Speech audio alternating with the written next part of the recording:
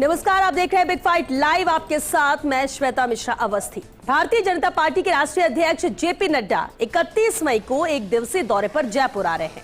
इस दौरे का मुख्य उद्देश्य भले ही महिला सशक्तिकरण कार्यक्रम में भाग लेना हो, लेकिन इसके राजनीतिक मायने कहीं ज्यादा गहरे हैं।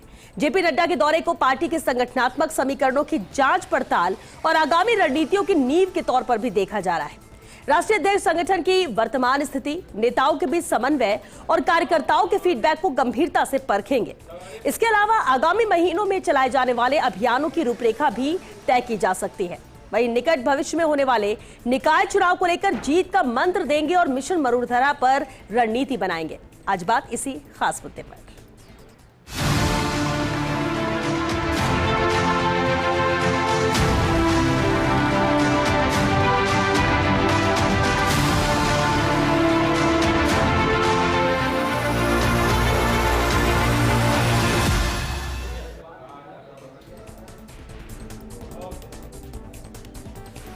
और चलिए इस खास मुद्दे पर चर्चा के लिए खास मेहमान हमारे साथ जुड़ चुके हैं। हमारे साथ चर्चा में शामिल हो रही हैं डॉक्टर अपूर्वा सिंह जी, प्रवक्ता है बीजेपी से, बहुत स्वागत है अपूर्वा जी।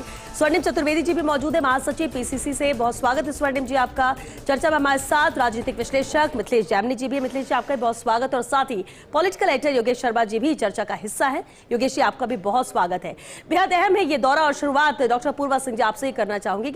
अपूर्वा जी, ये तो तय है कि महिला सशक्तिकरण के कार्यक्रम तक ही सीमित नहीं है जेपी नड्डा का ये दौरा। खास उद्देश्य इस दौरे को लेकर क्या है? इस एक दिवसीय दौरे को कैसे देखा जाए?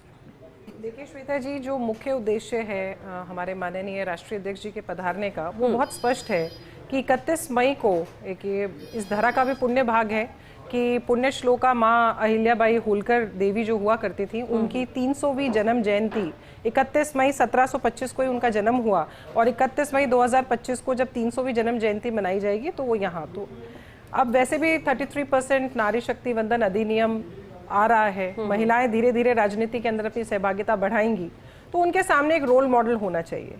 हमारे भारत के इतिहास के साथ में एक बहुत छेड़छाड़ वाला मुद्दा चला। कभी भी हम लोगों ने, वो कहते हैं ना, एक इंग्लिश में कहावत है कि अगर आप को शेर की बहादुरी के किस्से लिखने हैं तो हिस्टोरियन भी शेर के पक्ष का होना चाहिए। अगर शिकारी के पक्ष का हिस्टोरियन बैठ के लिखेगा तो हमेशा शिकारी ने शिकार किस प्रकार किया वो उसी को ग्लोरीफाई करेगा। तो अब समय आ गया है कि भारत के अंदर बहुत सी ऐसी महान विभूतियां रही हैं, बहुत सी ऐसी महान महिलाएं रही हैं जिन्होंने राजनीति के अंदर हिस्सा लेकर के बहुत ही सकारात्मक रूप से गुड गवर्नेंस का, ह्यूमैनिटेरियन एस्पेक्ट का, इंडियन आर्किटेक्चर को प्रोटेक्ट करने का, पॉलिटिक्स को आगे बढ़ाने का, डिप्लोमेसी को बहुत कूटनीतिक तरीके से, बहुत ब्रेवरी के साथ में, वेलोर के साथ में भारतीय इतिहास को रचा और गढ़ा है। तो ऐसी महिलाओं को जो है ना, वो एक नाजीर पेश होनी चाहिए। हम सब महिलाओं के आगे ऐसी महिलाओं के नाम आने चाहिए, ऐसी देवियों के नाम आने चाहिए, ताकि हमारे सामने भी आगे रोड मैप क्लियर रहे। दूसरी बात यह है कि जब भी किसी पार्टी के राष्ट्रीय अध्यक्ष आते हैं तो आपने बिल्कुल ठीक कहा कि वो बहुआयामी एस्पेक्ट होता है, उसका कोई एक एस्पेक्ट नहीं होता। हमारे बहुत से अभियान अभी भी चल रहे हैं, आगामी भी बहुत सारे अभियान आने हैं, और आपको पता है जैसे अभी जो बीजेपी है वो संगठन पर्व से जस्ट निकली है, सारी जगह मंडल अध्यक्षों के, जिला अध्यक्षों के चुनाव हुए हैं, तो उन सब के अंदर भी एक ऊर्जा है कि वो अपने राष्ट्रीय अध्यक्ष जी से मिलने के लिए सभी जो है वो बहुत ऊर्जावान तरीके से आगे हैं। आगे चुनाव भी आ रहे हैं, उनकी रणनीति पर भी बात होगी, संगठनात्मक विषयों पर भी चर्चा होगी, और किस तरीके से आगे हम लोगों को अपनी पार्टी को लेके जाना है, किस प्रकार से और बेहतर दिशा और दशा देनी है, उस पर भी चर्चा। ठीक है स्वर्णिम जी, बीजेपी के राष्ट्रीय अध्यक्ष के तौर पर जेपी नड्डा रहे, वैसे तो केंद्रीय मंत्री भी हैं, और जब पार्टी की बात होती है तो विपक्ष या दूसरी पार्टी का ये कहना होता है कि इनका अंदरूनी मामला है, इनकी बैठ के इनके कार्यक्रम तय होंगे, लेकिन फिर भी नजरें सबकी होती है। स्वर्णिम जी, जेपी नड्डा के इस दौरे को कांग्रेस कैसे देख रही है? देखिए, सबसे पहली बात, जो इनका दौरा है वो केवल डैमेज कंट्रोल करने के लिए इन्होंने किया है। यहाँ पे राजस्थान आना इसलिए आवश्यक हुआ है कि 1.5 साल से जो सरकार चल रही है, इस सरकार के कामकाज को लेकर के विपक्षी नहीं, अब तो अंदर से भी आवाजें इनके खिलाफ उठने लगी हैं। कैबिनेट मंत्री से लेकर के जो भाजपा के पदाधिकारी हैं वो भी अब मुखर होकर के सरकार के खिलाफ, सरकार के निर्णयों के विरुद्ध बोलने लगे हैं। तो कहीं ना कहीं ये देखना है उनको कि अब ये हो क्या रहा है। और सबसे बड़ी बात आपने देखी होगी, अभी तो कल की बात है, कल या परसों की, भारतीय जनता पार्टी के कार्यालय में दो जो नेता हैं आपस में, पदाधिकारी हैं, वो बड़ी बुरी तरह से गंदी भाषा में लड़ पड़े आपस में। तो ये लगातार जारी है। अंदर जो संघर्ष चल रहा है, चाहे एसआई भर्ती को लेकर के है, चाहे भ्रष्टाचार को लेकर के है, चाहे बजरी के जो माफिया है उसको लेकर के है, तो वो आवाज़ें सब तरफ से उठ रही हैं। तो ये मेन मुद्दा है और बाकी तो सब बहाने हैं। और देखिए, जहां तक आप कहें अगर कि कोई राष्ट्रीय अध्यक्ष आए, संगठन पर्व की भी बात इन्होंने कही, संगठन पर्व आपका खत्म हो गया लेकिन राष्ट्रीय अध्यक्ष का चुनाव आप नहीं करा पाए, और अभी किस प्रकार का जोश हो, इन कार्यकर्ताओं को तो पता है कि नया राष्ट्रीय अध्यक्ष आना है और ये तो मतलब आउटगोइंग है, इनका तो कार्यकाल समाप्त हो चुका, नया बन जाना चाहिए था, किस जो आपसी कारणों से नहीं बन पाए। तो सिर्फ इतनी सी बात है, डैमेज कंट्रोल जो सरकार पर्ची से खोल करके बनाई थी। डैमेज कंट्रोल आप जिक्र बार बार कर रहे हैं, किसके बीच का डैमेज कंट्रोल है जो जेपी नड्डा यहाँ पर करके सत्ता संगठन पर आप सवाल उठा रहे हैं? देखिए श्वेता जी, बात यही है, कितनी अपॉर्चुनिस्टिक अप्रोच है कांग्रेस की, वो ये कह रहे हैं ये अध्यक्ष तो बदलने वाले हैं। अरे साहब, ये आपके यहाँ होता होगा कि ये अध्यक्ष बदलने वाले हैं तो इनसे नाता नहीं रखें, जो आने वाले हैं उनसे संबंध बनाना शुरू कर दे। ये आपकी पार्टी की परंपरा होगी। हमारी पार्टी के अंदर कोई आज है, कल रहे या ना रहे, मगर वो हमारी पार्टी का वरिष्ठ जन रहेगा, सम्मानित जन रहेगा। दूसरी बात इन्होंने ये कही कि पार्टी के अंदर बड़े मतभेद हो रहे हैं। हाँ, मतभेद हो रहे हैं, मनभेद तो नहीं हो रहे। आपकी तरह मनभेद तो नहीं है कि 5 साल तब भी नहीं सुलझे और आज भी नहीं सुलझ रहे, और अभी भी 2 दिन से अखबार पड़ा है, कांग्रेस के कारनामों से भरा पड़ा है, किस प्रकार से गहलोत जी से कैसे इनके आगे वरिष्ठ नेता आ रहे हैं।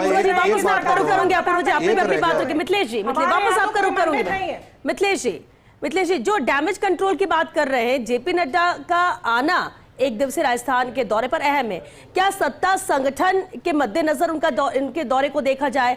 डैमेज कंट्रोल की बात कर रहे थे कि विपक्ष में होने के नाते सवाल उठा रहे हैं, लेकिन कभी भी जब राष्ट्रीय अध्यक्ष का आना हो या दौरे हो, फिर जब बीजेपी और कांग्रेस में फायदा पार्टी को मिलता है, इस बार का उद्देश्य क्या है जेपी नड्डा? देखिए, निश्चित रूप से जो नारी सशक्तिकरण की जो मूर्ति रही हैं, उनकी याद में राजस्थान की नौजवान पीढ़ी को ज्ञान मिलेगा, ये तो एक इम्पॉर्टेंट चीज़ है ही। और उन्होंने जिस तरीके से शिव भक्ति की और काशी विश्वनाथ के मंदिर का जीर्णोद्धार कराया, जिसे खुद प्रधानमंत्री ने खुद की जुबान से बयां किया, और राजस्थान में भी जो श्रीनाथ जी का मंदिर है वहाँ, और जो अपने पुष्कर है वहाँ भी उन्होंने योगदान किया। तो ऐसी एक महिला जिसने महिला सशक्तिकरण आज के दौर में इंपॉर्टेंस इसलिए है कि जिस तरीके से व्योमिका सिंह और सोफिया कुरैशी, इन्होंने भी अपने दौर में पहली बार महिलाओं को लड़ना सिखाया और खुद की आर्मी बनाना सिखाया। यानी जो महिला चौके चूल्हे तक सीमित थी, उस महिला को आज से 300 साल पहले लड़ना सिखाया, राजनीति करना सिखाया, शासन करना सिखाया, और महाराष्ट्र में जन्मी और मध्य प्रदेश में अपना शीर्ष जो गौरव है वो स्थापित किया। तो ये एक अच्छी बात है। उत्तर प्रदेश में भी योगी आदित्यनाथ ने मनाया है, यूपी में भी, और एमपी में तो इनका जो रजवाड़ा है वहां पे कैबिनेट की मीटिंग हुई और वहां पर काफी सारी घोषणाएं की गई, और जिस तरीके से सतना में फ्लाइट की भी घोषणा हुई कि वहाँ एयरपोर्ट बनेगा आपके वहाँ, और कई चीजें मिली। तो कुल मिलाकर अगर विकास की बातें होती, लेकिन जो एक इंपॉर्टेंट चीज है कि राजस्थान में क्या होना चाहिए, कि राजस्थान में 6-7 सीटें कैबिनेट की खाली है, कौन बनेगा मंत्री, कई सारी राजनीतिक नियुक्तियां हैं, इसके अलावा कई विधायकों पर उंगलियां उठ रही है। उनका कैसे, एक विधायक जेल चले गए हैं कमललाल में, एक विधायक हरलाल सारण, जिसके लिए राजेंद्र राठौड़ कहते हैं हरकालाल हरलाल, उसकी डिग्री पर सवालिया निशान उठ गया। तो कई, जिस तरीके से राजेंद्र बांबू और वहां बबलू चौधरी के बीच विवाद चल रहा है, तो ये कई सारे मुद्दे हैं। इसके अलावा एसआई भर्ती जो इनका खुद का मुद्दा था, जिस मुद्दे को लेकर तमाम प्रधानमंत्री नरेंद्र मोदी, गृह मंत्री अमित शाह, तो इन्होंने 17 पेपर लीक, तमाम होर्डिंग लगाए। उन होर्डिंगों पे जो चेहरे थे, भजनलाल जी का तो कोई दोष है नहीं, क्योंकि भजनलाल जी का तो चेहरा था ही नहीं उस होर्डिंग पे। जिनके होर्डिंग पे चेहरे थे, राजेंद्र राठौड़, सतीश पूनिया, वसुंधरा राजे, वो तो कुछ है नहीं। अब जो करने वाले हैं वो तो केवल सांगानेर तक सीमित रहे थे। तो इंपॉर्टेंट चीज है कि अब उस डैमेज को कैसे कंट्रोल करें। अब कह रहे हैं आरपीएससी की जांच नहीं होगी, पहले क्यों कहा आपके सीपी जोशी ने, आपके सांसद हैं, उन्होंने कहा पुनर्गठन करेंगे, अब क्यों मौन है। तो ये जो मुद्दा है ये चौपारे तक और चौपालों तक पहुंच गया है। और इनके ही पूर्व मुख्यमंत्री भैरव सिंह शेखावत ने कहा था कि जो मुद्दा चौपाल और जनता तक पहुंच जाए उसका निदान जल्दी हो जाना चाहिए, कि उसका नुकसान बहुत भारी होता है। कांग्रेस नहीं कर पाई, सत्ता से बाहर हो गई। ये मुद्दा बहुत गर्मा गया है। ये मुद्दों का निदान करने और डैमेज कंट्रोल करने, ये भी एक बड़ा हिस्सा होगा। ठीक है योगेश जी, क्योंकि ठीक है कार्यक्रम में शामिल हो रहे हैं, लेकिन अब क्योंकि जब राष्ट्रीय अध्यक्ष आ रहे हैं तो कई अहम मुद्दे सत्ता के मद्देनजर भी, संगठन के मद्देनजर भी, और बताया ये भी जा रहा है कि बैठक ले सकते हैं बीजेपी मुख्यालय में, जिसमें राजेंद्र राठौड़, सतीश पूनिया, इनकी भी मौजूदगी रहेगी। क्या उद्देश्य आपको नजर आता है, खासतौर से अगर राज्य की राजनीति के मद्देनजर कांग्रेस बनाम बीजेपी के मुकाबले की अगर बात कर ले, इसका प्रभाव क्या रहेगा? देखिए श्वेता, अभी तक तो जो कार्यक्रम उनका बना है वो होलकर जयंती के मद्देनज़र है, और क्योंकि बीजेपी के अभी वो राष्ट्रीय अध्यक्ष हैं ये कहा भी जा रहा है कि जयपुर का ये दौरा उनका बतौर राष्ट्रीय अध्यक्ष आखिरी दौरा हो सकता है। लेकिन बीजेपी में अभी तक कोई निर्णय नहीं हुआ है नए राष्ट्रीय अध्यक्ष के चयन को लेकर। कई नाम चर्चाओं में है। जेपी नड्डा क्योंकि स्वास्थ्य मंत्री भी हैं, इसके अलावा नरेंद्र मोदी के बहुत नज़दीक हैं, तो ऐसे में राजस्थान की राजनीति को बहुत गहराई से वो पहले भी आके देख चुके हैं और सत्ता और संगठन के मुद्दों पर पकड़ भी रखते हैं। और साथ ही आपको ध्यान होगा कि जैसा राजस्थान की बीजेपी की सत्ता आने के बाद एक जो फोकस रहा है मुख्यमंत्री भजनलाल शर्मा का, वो दो बातों पर विशेष तौर पर रहा। एक तो पावर सेक्टर पर और दूसरा वाटर सेक्टर पर। इन दोनों सेक्टर पर विशेष तौर पर यहाँ की सरकार काम कर रही है, चाहे ERCP PKC का प्रोजेक्ट हो, चाहे वो पूरे 24 घंटे बिजली देने की बात किसानों को हो, या फिर सोलर के सेक्टर में। और कहा जा सकता है कि बड़े अभियान के तहत भी भजनलाल सरकार इस काम को कर रही है। इसके साथ ही जो हाईवेज बने हैं राजस्थान से सटे हुए जो राज्य हैं उनको जोड़ने को लेकर भी, उन तमाम जो हाईवेज हैं जो राजस्थान के अंदर से गुजर रहे हैं उनके आसपास टाउनशिप्स डेवलप करना, बहुत सारे ऐसे काम हैं जिनको लेकर ये कहा जा सकता है कि सरकार का फोकस है। लेकिन जांच पड़ताल समय समय पर बीजेपी का आलाकमान अपनी सरकार को लेकर करता रहता है। ये कहा जा सकता है कि जेपी नड्डा भी आएंगे तो वो हर बात को बारीकी से देखेंगे, सत्ता संगठन के मुद्दों को देखेंगे। और कहा जा सकता है कि एक आने वाले समय में जो राजनीतिक हलचल राजस्थान में, एक तो सबसे बड़ी बात है कि उनके आने से पहले पॉलिटिकल अपॉइंटमेंट्स का दौर शुरू कर दिया और राजनीतिक नियुक्तियों की एक लिस्ट आ चुकी, और भी सूची आने वाली है। आयोग हुए, निगम हुए, इनके अंदर अरसे से बात जोड़ रहे हैं बीजेपी के नेता।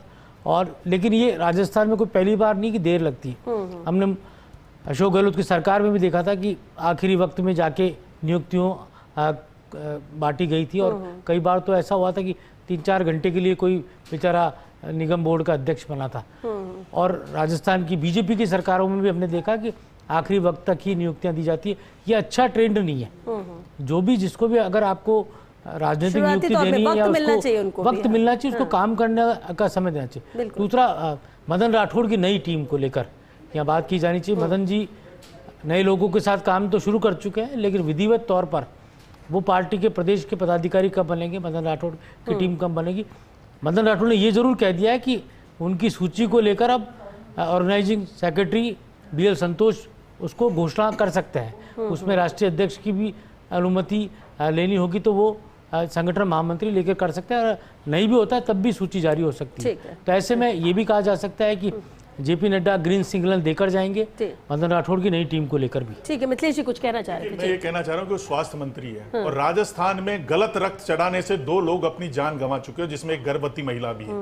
वो उस पर सुधारे। कोरोना बढ़ रहा है, कल मॉक ड्रिल होगी, ऑक्सीजन की पोजीशन क्या है, तो वो स्वास्थ्य मंत्री हैं, तो यहाँ के स्वास्थ्य मंत्री जी को कहे कि महलों को छोड़े और गरीबों की पीड़ा को पहचाने। हालात बहुत नाजुक हैं, अस्पतालों में संविदा कर्मी आ नहीं रहे हैं, गाँव में, मैं गाँव का हूँ, गाँव के हालात बड़े नाजुक है इस गर्मी में।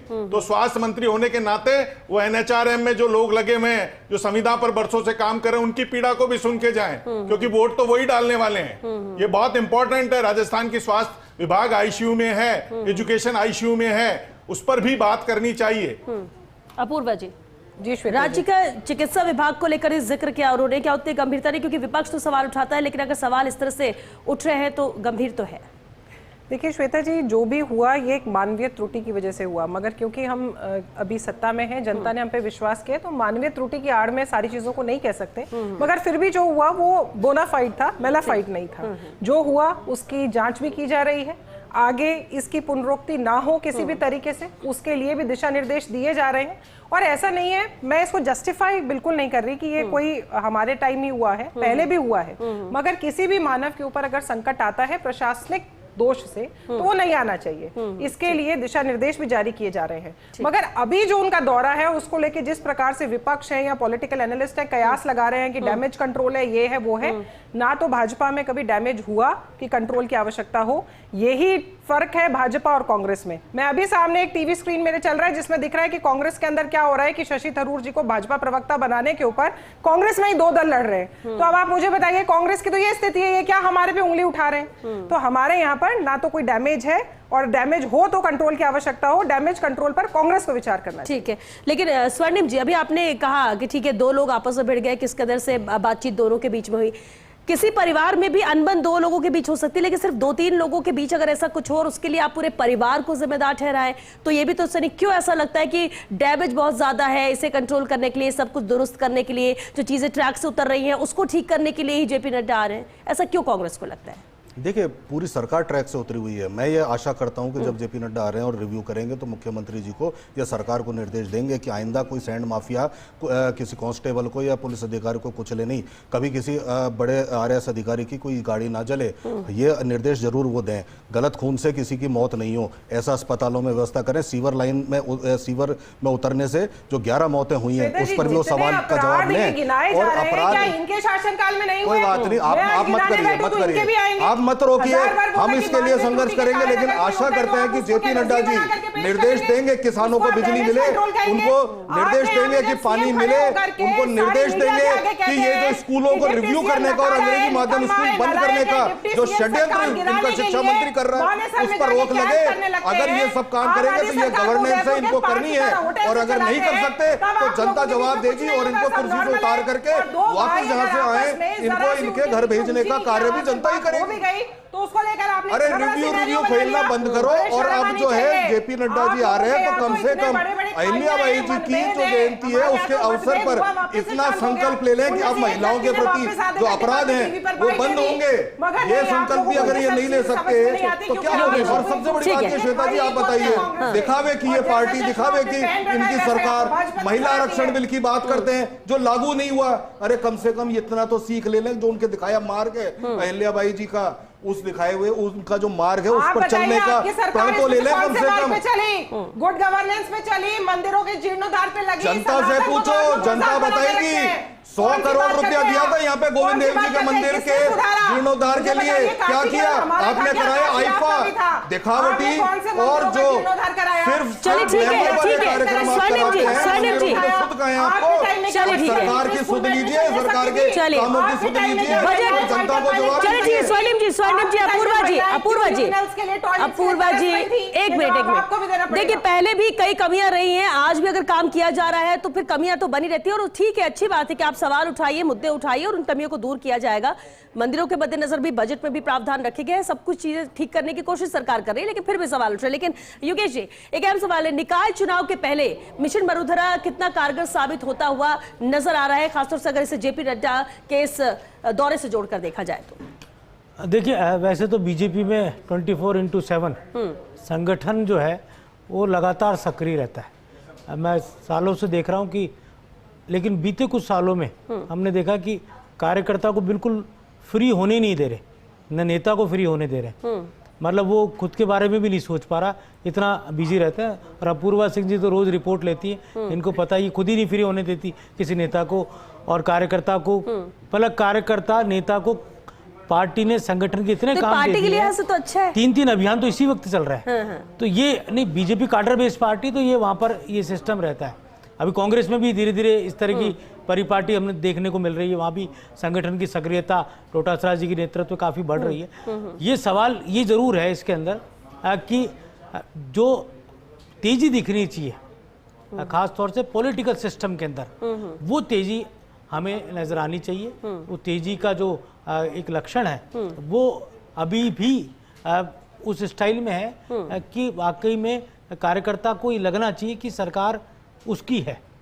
और जेपी नड्डा जी आते हैं तो कार्यकर्ता पूरे जोश खरोश के साथ लगता है। अभी तिरंगा यात्रा, सिंदूर यात्रा, बीजेपी के कई अभियान चल रहे हैं और कार्यकर्ताओं ने बढ़ चढ़ कर भाग लिया है। बीकानेर की रैली में भी बढ़ चढ़ कर रहे, लेकिन मैसेज सब जाता है क्योंकि कांग्रेस पार्टी मास आधारित पार्टी है, बीजेपी काडर बेस्ड पार्टी। अगर कार्यकर्ता सजीव और सक्रिय रहेगा बीजेपी का, तभी वो आपके निकाय चुनाव में जुटेगा, तभी आपके पंचायतों में जुटेगा। अगर वो सक्रिय नहीं रहेगा, उसको फील होना जरूरी है कि उसकी गवर्नमेंट है, प्रशासन उसकी सुन रहा है, पुलिस में उसका दखल है, उसका वहाँ के लोकल जो वहाँ पर एडमिनिस्ट्रेशन है उसमें दखल है, वो प्रतीत लगना चाहिए। अभी कई विधायक, कई मंत्री या कई कार्यकर्ता, बड़े नेता इस तरह की बात करते हुए जरूर नजर आते हैं कि हमारे काम नहीं हो रहे, हमारी छोटी मोटी सुनवाइयां नहीं हो रही। यही वजह है जो आधार कांग्रेस भी बना रही है सवाल उठाने का। एक इस पर सवाल मिथिलेश जी जरूर रहेगा, क्या जमीनी स्तर पर कार्यकर्ता की कह सकते जमीन में पकड़ उतनी ही मजबूत है आज भी? क्योंकि कार्यकर्ताओं की भी शिकायत है, दूसरों की भी शिकायत रहती है, फिर चाहे विधायक हो या जनप्रतिनिधि, कोई दूसरा पार्टी से जुड़ा हुआ पदाधिकारी हो, जब वही शिकायत करेंगे तो ये तो जो विपक्ष सवाल उठाता है उसको और मजबूत करता है। देखिए श्वेता जी, जिस कार्यकर्ता ने जाके कहा था नौजवान से कि भाई आरपीएससी का पुनर्गठन कर देंगे, हमारे सीपी जोशी साहब प्रदेश अध्यक्ष ने कहा है, अब वो कार्यकर्ता जाके क्या कहे कि साहब हमने हाथ समर्पण कर दी। देवीलाल जी थे हरियाणा के मुख्यमंत्री, उन्होंने हिमाचल और जो हरियाणा पीएससी के लोगों को बुलाया, चाहे पर उनका इस्तीफा दो या तुम्हारे मुकदमे दर्ज कराते, तो हाथों मुकदमे हो गए। तो राज में जो ताकत होती है वो एहसास नहीं हो रही। अभी कल ही लालसोट में रामविलास मीणा को थाने में जाना पड़ा, रामगढ़ पचवारा में, उसके कार्यकर्ता के साथ मारपीट करती बीजेपी कार्यकर्ता के साथ। तो ये जो इंपॉर्टेंट चीज है कि यहाँ के विधि मंत्री की पोती नकल करती पकड़ी गई, तो बात क्या चलेगी? आपने अपने बेटे को डबल एजी बना लिया, बाद में जनता का प्रेशर पड़ा, हटा दिया, फिर आपने जो कर्मचारी चयन बोर्ड जिस पर आपके तमाम नेताओं ने उंगलियां उठाई, उसका वकील बना दिया। ये बातें छुट्टी थोड़ी है। तो कार्यकर्ता को कुछ तो बोलना पड़ेगा। आपने पोस्टिंग नहीं दी, 16 में 17 महीने हो गए, होना तो ये चाहिए था कि 3 साल एक राज भोग लेते कार्यकर्ता, फिर 2 साल और भोग लेते, तो कार्यकर्ता रिचार्ज हो जाते। तो कार्यकर्ता सोचते हम जिंदाबाद जिंदाबाद करने के लिए ही हैं, या दरी बिछाने के लिए ही हैं, या राज में हमारा हिस्सा भी होगा। जो कांग्रेस ने गलती की, अशोक गहलोत जी तो खैर मास्टर है इसके। लेकिन क्या वजह है कि पॉलिटिकल अपॉइंटमेंट में देरी होती है? कोई भी पार्टी हो, कांग्रेस में पिछले बार यही था, बीजेपी सवाल उठा रही थी, अभी बीजेपी में भी यही है। क्या ये महत्व नहीं रखता पार्टी के लिए? नहीं, बहुत इंपॉर्टेंट है। आप देखिए तमाम वाइस चांसलर कौन लगे हुए हैं कांग्रेस राज की, तमाम वकील कौन लगे हुए हैं छोटी छोटी जगह गाँव में, वही बीजेपी वाले, वही नहीं बदले गए। तो करे क्या? कहाँ बीजेपी का कार्यकर्ता किसके गले जाके लोगे? वो ठीक है जिंदाबाद मुर्दाबाद, उनको ट्रेनिंग ऐसी दी जाती है कि वो विचार परिवार से होते हैं, लेकिन भूखा पेट भी तो बोलता है कुछ वो कार्यकर्ता। एक कमेंट इस पे। हाँ, देखिए, सबसे बड़ी बात यह है कि भारतीय जनता पार्टी के कार्यकर्ता का जो मनोबल है और जो चारित्रिक पैमाना है वो इतना कमजोर नहीं है कि उसको किसी पद की या किसी पैसे की, या जैसा अभी इन्होंने कहा कि भूखे पेट के अंदर खाना जाएगा तो उसकी लालसा हो। वो विचारधारा से जुड़ा हुआ कार्यकर्ता है। दूसरी बात यह है कि हम कभी भी बदले की राजनीति नहीं करते। ये होता है कांग्रेस के जमाने में कि भाजपा में लगा था, इसको तुरंत उखाड़ के फेंको और अपने कार्यकर्ता को लगाओ। हमारे यहाँ ये नहीं है। हमारे यहाँ हम उस व्यक्ति से भी पद की जो है गरिमा की आकांक्षा और अपेक्षा करते हैं, और हमारे कार्यकर्ता की भी जो है वो आकांक्षा और अपेक्षा रहती है कि जो भी उस पद पर बैठा है उसकी विचारधारा को और उसकी मन की जो दिशा है उसको बदल करके काम कराया जाए। ये पद की जो है ना लिप्सा या अभिलिप्सा जो है वो हमारे यहाँ के कार्यकर्ताओं में नहीं होती। यही बेसिक फर्क है कांग्रेस और भाजपा के अंदर। लेकिन फिर भी अगर कोई मेहनत करता है तो उम्मीद तो बिल्कुल मिलनी चाहिए श्वेता जी, मैं ये नहीं कह रही। नए लोगों को मगर ये जो कह रहे हैं ना कि तो कार्यकर्ता छटपटा रहा है, कार्यकर्ता बेबस है, ऐसा कुछ नहीं है। कार्यकर्ता को पूर्ण विश्वास है अपने संगठन के ऊपर कि संगठन जो भी निर्णय लेगा वो उचित ही होगा। पद के लिए कांग्रेस में मार होती है, बातचीत होती है, बीजेपी में नहीं होती है, और यही फर्क है जो अभी अपूर्वा जी बोल रही थी। लेकिन जरूरी है, आपके वक्त में भी नहीं हुआ स्वर्णिम जी, जब पॉलिटिकल अपॉइंटमेंट की बात हुई कि शुरुआती 2-3 साल बीतने के बाद आपने अपॉइंट किया, ऐसा लगा ये फॉर्मेलिटी है। क्यों इतनी जरूरत नहीं लगती? अगर पहले से ही वक्त भी मिलेगा उनको, नई जिम्मेदारियां दी जाएंगी, बेहतर पार्टी के लिए, बेहतर सरकार के लिए होता है, फिर ये प्राथमिकता में क्यों नहीं रहता? देखिए श्वेता जी, मैं बीजेपी पर कोई टिप्पणी नहीं कर सकता। उनकी इच्छा हो जैसे अपॉइंटमेंट करें, क्योंकि सरकार वो चला रहे हैं। तो उनको जो पद देने हैं या नहीं देने, उनके कार्यकर्ताओं को चाहिए या नहीं चाहिए, इस पर मैं टिप्पणी नहीं करूंगा। लेकिन कांग्रेस का अगर आप शासन देखते हैं तो सब बातें तो बड़ी बड़ी करते हैं, लेकिन ये भूल जाते हैं कि हमारे 5 वर्ष के शासन में 1 वर्ष भी नहीं बीता था, और उसके बाद कोरोना का जो संकट आया देश पर, 2 साल तो उसमें निकले थे। आप बताइए कि हमारे एक एक कार्यकर्ता ने, एक एक व्यक्ति ने, जो संगठन था हमारा गोविंद सिंह डोटासरा जी के नेतृत्व में, हम लोगों ने बात तक भी, आज तक भी जो है उस संकट से जूझते हुए लोग थे, चाहे उस समय बीमार पड़े या उसके आफ्टरमैथ के कारण जो है वो परेशानी झेल रहे हैं, उनको हम सहायता प्रदान कर रहे हैं। हमारे सारे के सारे लोग सारे जाकर के पीएचसी, सीएचसी जो हमने अपग्रेड किए, वो सब हम देख रहे हैं। अस्पताल बनवाए नए, अस्पतालों में वार्ड बनवाए हमने नए, और ये भारतीय जनता पार्टी, अरे वो तो संगठन का काम करने गए थे। आपके जब हट गए तो आप बता देना कि आपके जितने मंत्री हटे ना, अब तक चलिए ठीक है, पहले क्या हुआ हम आज की बात करते हैं। अभी स्थिति पर अगर आप सवाल उठा रहे हैं तो उस पर हाँ नहीं, हमारी तो ये आशा है कि अब जेपी नड्डा जी आ रहे हैं तो हम ये मानते हैं कि अब अहिल्याबाई जी होलकर के मार्ग पर चलते हुए सबसे पहले तो महिला आरक्षण बिल क्या लागू होगा इसका जवाब दे जाएंगे। और सरकार में जो भाई मिस गवर्नेंस चल रही है तो चल रही है, सवाल हम भी उठा रहे हैं और सवाल जो सत्ता में बैठे लोग और इनके संगठन के लोग हैं वो भी उठा रहे हैं। क्या डंपर से कुचल करके सैंड माफिया ने नहीं मारा आदमी को? क्या गलत खून नहीं चढ़ रहा है? क्या यहाँ पे अस्पतालों की रोज दुर्दशा की खबरें नहीं आ रही है? क्या पानी बिजली को लेकर भाजपा के दफ्तर में आने लगे हैं कि इनको उनके कार्यकर्ताओं की मनोदशा पता है। वो सारी चीजें हमने देखी। मैं तो अखबार पढ़ता हूँ, अखबार में दिखता है, आज भी अखबार में खबर है। आप नहीं पढ़ते तो मैं क्या करूँ? आज का अखबार पढ़िए, गाली गलौज की खबर तो आज अखबार में छपी है।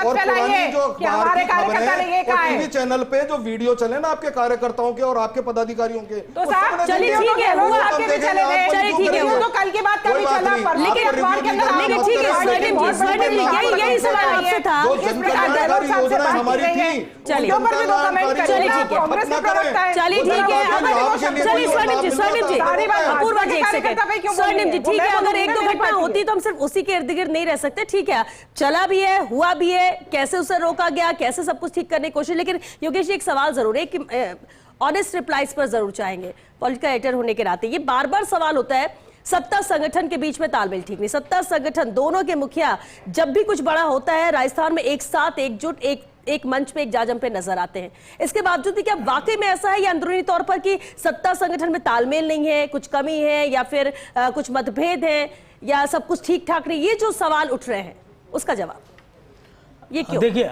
अभी तो ऐसी स्थिति है बीजेपी में, तो सबसे बड़ी बात ये नवाचारों से गुजर रही है और भजनलाल शर्मा हो या मदन राठौर दोनों ही संगठन के व्यक्ति हैं। मुख्यमंत्री होते हुए भी भजनलाल शर्मा का संगठन के प्रति जो मोह है वो साफ तौर पर झलकता है। आज वो एक कार्यक्रम में पहुंचे अभी महाराणा प्रताप जयंती के, ये जो कार्यक्रम के आयोजक हैं वो भी संगठन के कार्यकर्ता है। उन्होंने बुलाया मुख्यमंत्री को और उनके आग्रह पर मुख्यमंत्री वहां पहुंच गए।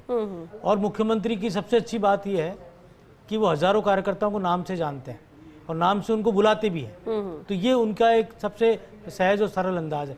और मदन राठौर 4 बार जिलाध्यक्ष है पाली के, और सत्ता और संगठन के बीच में इस वक्त जो है वो जो समन्वय दिख रहा है ये ठीक वैसा ही था जैसा वसुंधरा राजे और अशोक परनामी जब अध्यक्ष थे वैसा था। हालांकि अरुण जी थे, वसुंधरा राजे थी, उस वक्त ऐसा नहीं दिखा, या उससे पहले के कार्यकालों में भी ऐसा नजर नहीं आया था।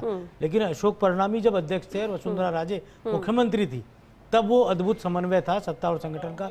यहाँ पर क्या दोनों ही संगठन आधारित है और मदन राठौड़ भी सहज सरल है और ठीक वैसा ही जो नेचर है वो अभी तक जो नजर आ रहा है उसमें ऐसा कुछ भी नहीं लगता जो सवाल उठ रहा है। ठीक है, संगठन और सत्ता के बीच में समन्वय और नजर आता है। जो कार्यक्रम की रचना होती है उसके अंदर ये झलकता है, क्योंकि कल भी मदन राठौड़ ने कुछ मंत्रियों को बीजेपी कार्यालय बुलाया था, तो मंत्री पहुंचे बीजेपी की अध्यक्ष बुलावे पे।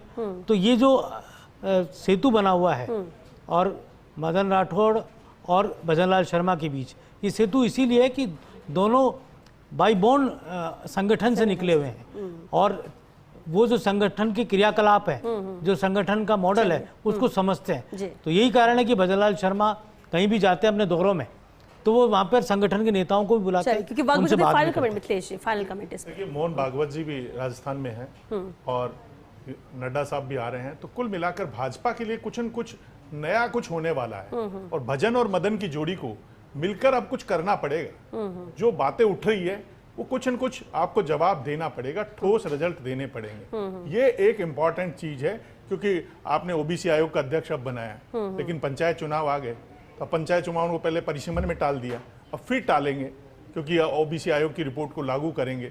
तो कई मुद्दे हैं जो उलझे हुए हैं, ब्यूरोक्रेसी के ऊपर भी उंगलियां उठ रही है। तो ये तमाम मुद्दों को सुलझाने के लिए ये बहुत बढ़िया है कि आपका समन्वय सब कुछ है, लेकिन मंच पर होता हुआ दिखना चाहिए, आदमी की जेब में जाता हुआ दिखना चाहिए कि ये बेनिफिट हो रहा है। तो बेनिफिट काम करता है। मोदी जी ने आज एमएसपी की रेट बढ़ाई तो लोगों को लगता है ना कि रेट बढ़ाई, तो जो फील होगा वही कन्वर्ट होता है वोटों में।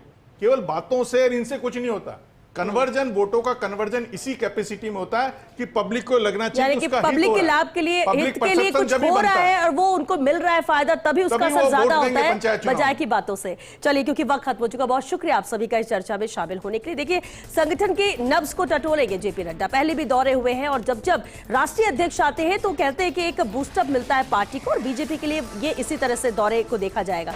भले ही महिला सशक्तिकरण कार्यक्रम में शिरकत करने का उनका उद्देश्य है, लेकिन ये पर्दे के सामने है। पर्दे के पीछे बहुत सारे अलग अलग मुद्दे हैं, क्योंकि जब राष्ट्रीय अध्यक्ष वक्त निकाल कर आएंगे तो उस वक्त को पूरे तरह से बुलाया जाएगा, और इसलिए अलग अलग हम बैठक की बात कर ले, समन्वय की बात कर ले, इसलिए हर किसी के अपने अपने कयास है कि क्या कुछ हो सकता है। लेकिन इतना जरूर है कि बीजेपी के लिए ये दौरा तो फायदेमंद साबित होने वाला है। अब देखना होगा कि इस दौरे के बाद बीजेपी में क्या बदलाव देखने को मिलता है। तो इसी के साथ बिग फाइट लाइव में आज के लिए बस इतना ही। नमस्कार।